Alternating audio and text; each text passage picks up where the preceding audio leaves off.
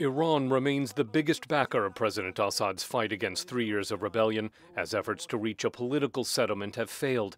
With Syria's neighbors struggling to care for refugees and to contain cross-border violence, President Obama says he's stepping up support for Jordan, Lebanon, Turkey, and Iraq, but ruled out sending U.S. troops.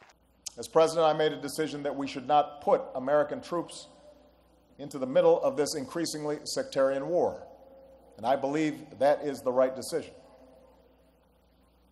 But that does not mean we shouldn't help the Syrian people stand up against a dictator who bombs and starves his own people.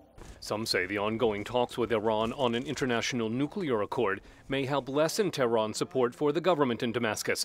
American University professor Hilary Mann Leverett. If we can unlock the nuclear issue and kind of even further diminish our sense of Iran as the boogeyman, it would allow us to, I think, more productively sit at the table with them and get serious about conflict resolution in Syria. She says Iran's role in a ceasefire in Homs shows its willingness to help stop the fighting. Iran has shown now in a very tangible way that it's not just an ally of Bashar al-Assad.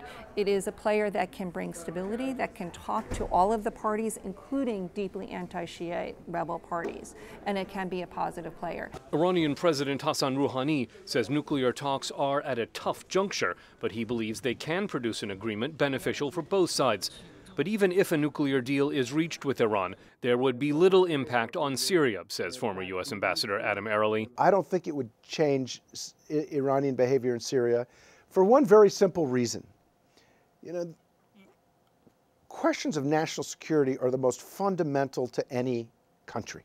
And national security for Iran, says Airley, is challenging Gulf states that back Syrian rebels. There's so much of the Iranian regime that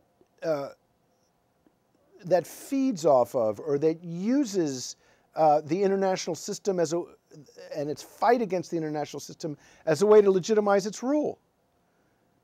Particularly, you know, its relations with the Gulf states. Which makes supporting Assad forces central to blocking Gulf ambitions in the Levant. It also maximizes Iranian influence.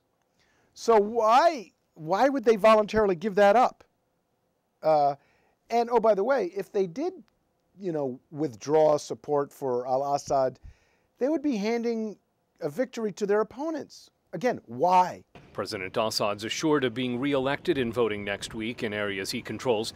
With a new mandate, experts say he'll have even less incentive to negotiate, increasing pressure on Washington to boost support for rebels and to look for openings with Assad allies Russia and Iran. Scott Stearns, VOA News at the State Department.